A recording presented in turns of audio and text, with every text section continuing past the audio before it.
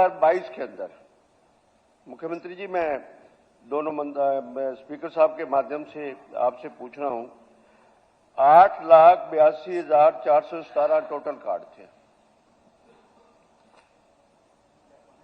ये फिगर आपकी सरकार की फिगर है।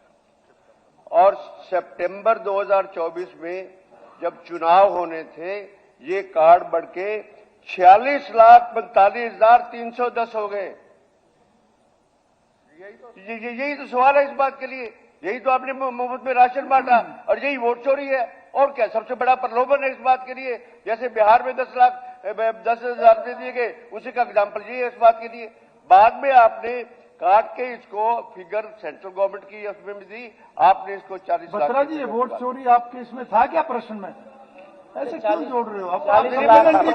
प्रलोभन है। चलो मैं वापस देता हूं। मान्य अध्यक्ष जी, ये बिल्कुल प्रलोभन है। नहीं, ऐसे नहीं, ऐसे नहीं।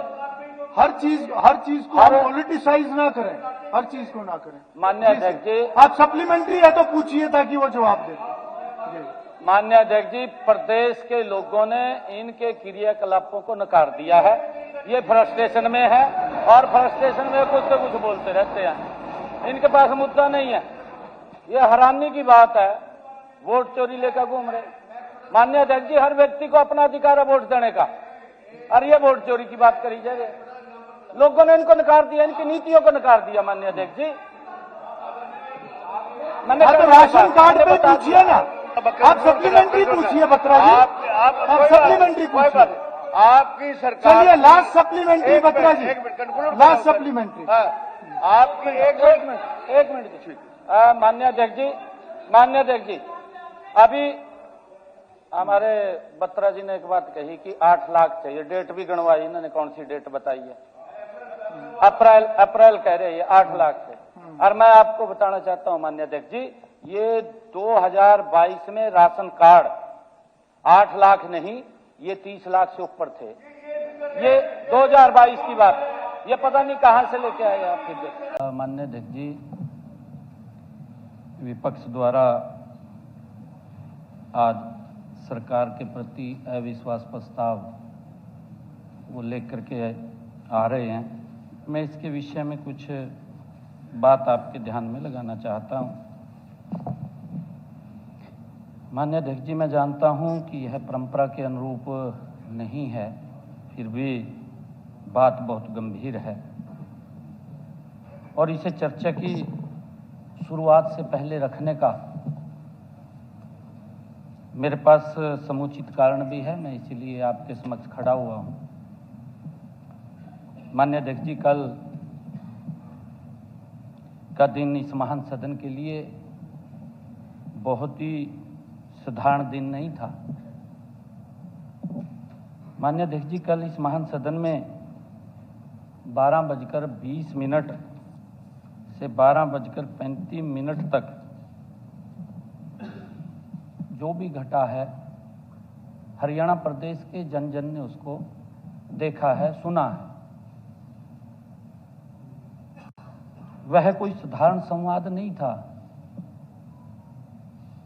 माननीय अध्यक्ष जी, मैंने हमारे विपक्ष के नेता भूपेंद्र सिंह हुड्डा का स्वागत किया और आदरणीय भूपेंद्र सिंह हुड्डा जी ने भी भावपूर्ण ढंग से कहा कि आज तक मैंने कभी नहीं देखा कि किसी विपक्ष के नेता का इस प्रकार स्वागत हुआ हो। उन्होंने अपने वक्तव्य के अंत में हमसे यह भी अपेक्षा की थी माननीय अध्यक्ष जी, जब हुड्डा साहब ने कहा कि विपक्ष की आवाज को दबाएंगे नहीं। हुड्डा साहब को हमने कहा कि हम नहीं ऐसा, क्योंकि लोकतंत्र है, इसमें किसी की आवाज दबाने का कोई सवाल नहीं है। हर व्यक्ति को अपनी बात कहने का अधिकार है। यह सही भी था माननीय अध्यक्ष जी, क्योंकि यह स्वस्थ लोकतंत्र की ही निशानी है। माननीय विपक्ष के नेता ने कहा कि राजनीति में मतभेद हो सकते हैं, मनभेद नहीं होने चाहिए। माननीय अध्यक्ष जी, हुड्डा साहब, आपके और हमारे बीच में जो भावपूर्ण संवाद से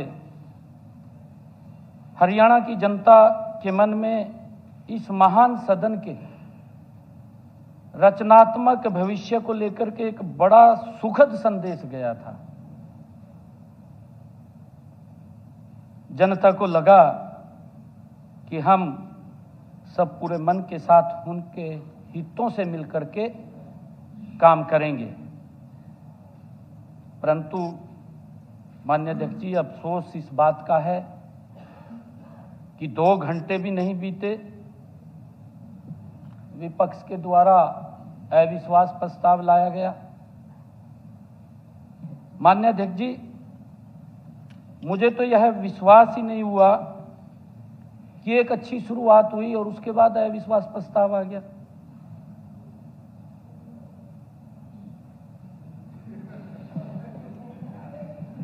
माननीय अध्यक्ष जी, इसलिए मैंने अविश्वास प्रस्ताव के नोटिस को ध्यान से पढ़ा।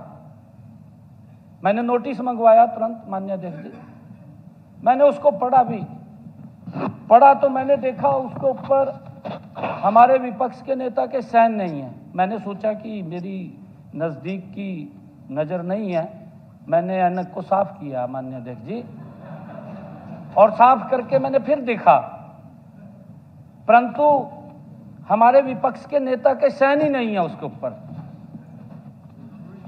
नहीं, देखिए, या तो हमारे विपक्ष के नेता अभी भी अपने आप को विपक्ष का नेता ही नहीं मान रहे।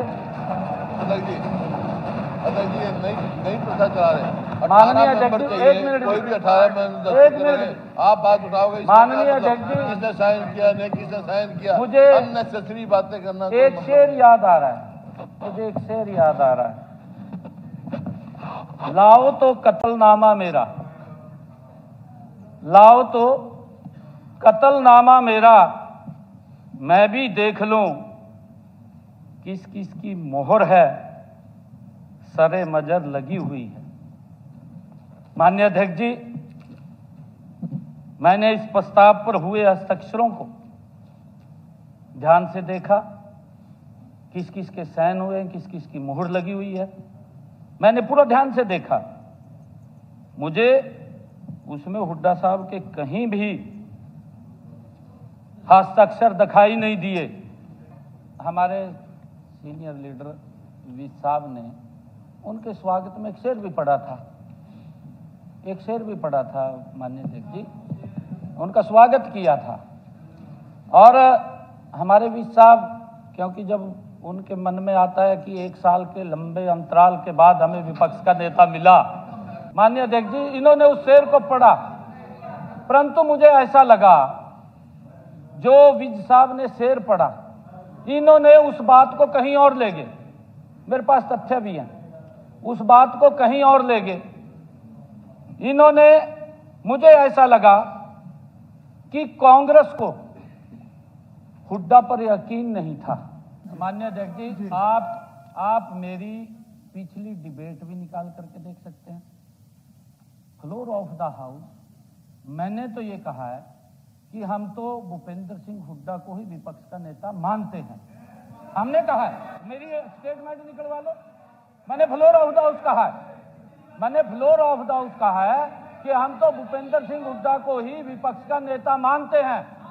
ये बिल्कुल आपके पास रिकॉर्ड में होगी मेरी बात, आप निकलवा करके देख लो।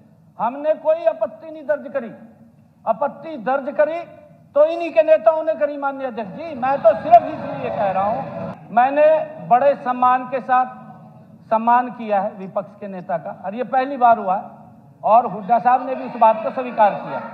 आपने स्वीकार कर लिया, मैं ये नहीं कह रहा हूं भी आपने स्वीकार नहीं किया, आपने उसको स्वीकार कर लिया। हम चर्चा के लिए तैयार हैं, हम चर्चा के लिए तैयार हैं। मैं पहले भी कह रहा हूं, हम पूरी चर्चा कराएंगे, परंतु हम ये बात कह रहे हैं कि लीडर ऑफ ऑपोजिशन के साइन नहीं है।